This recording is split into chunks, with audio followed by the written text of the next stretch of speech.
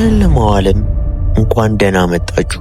በአሁን ሰዓት በ2026ቱ መላው ዓለም አይኑን አሜሪካ ላይ ጥሏል። ለምን መሰላችሁ?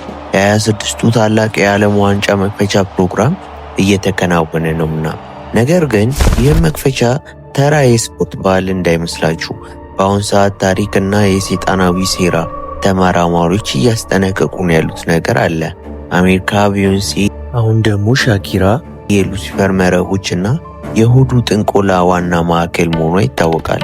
ታዲያ ይህ የ26ቱ መክፈቻ ፕሮግራም ጥንታዊ የጥቁር ሕዝቦች የጨለማ አማልክትና የሉሲፈርን በአንድነት መድረክ ላይ የሚጠሩበት ግዙፍ የመንፈሳዊ ማስረጃ መሰረታዊ ግራንድ ሪቱዋል አልትራ ተዘጋጅቷል።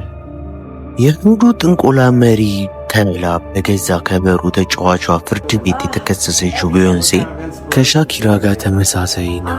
በዚህ መክፈቻ ላይ የምታሳየው ድርጊት አእምሮ የሚበጥስ ነው። እሷ ሁል ጊዜ ራሷን የምታቀርበው በጥንታዊ የዩባ እምነት የውሃና የፍቅር አብት አምላክ ተብላ በምትታወቀው ኦሹን አምሳል ነው። ነገር ግን በሁዱ ጥንቆላ ፍልስፍና ውስጥ ኦሹን ሰዎች በውበትን ማርኮ አእምሯቸውን ለመቆጣጠር ማይንድ ኮንትሮል የምትጠቀምበት የጨለማ ኃይል አላት። ሻኪራ በመክፈቻው ላይ የምታደርገው ውዝዋዜዎችና የምታወጣው ድምፅ በሚሊዮኖች የሚቆጠሩ ሰዎችን ስሜት ማርኮ አእምሯቸውን ለሉሲፈር መናፍስት ክፍል ለማድረግ የሚደረግ የሁዱ ድግምት ነው። ነገሩ ይበልጥ አስፈሪ የሚሆነው እዚህ ላይ ነው።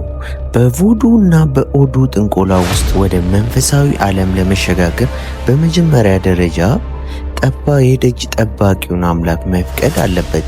ይህ አምላክ ፓፓርሊግባ ይባላል። እሱ በሰዎችና በመናፍስት ዓለም መካከል ያለውን በር የሚከፍት አምላክ ነው።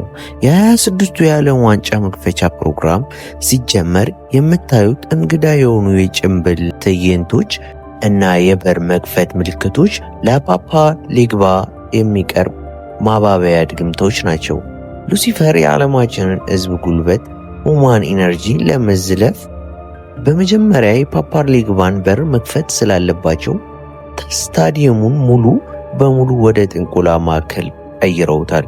በመጨረሻም በመክፈቻው ላይ የሚታየው የታላቅ የብርሃን ድምፅ ኃይል ሌላ አምላክን ይጠራል። እሱም ሻንጎ የተባለውን የነጎድጓድና የመብረቅ የጦርነት አምላክ ነው።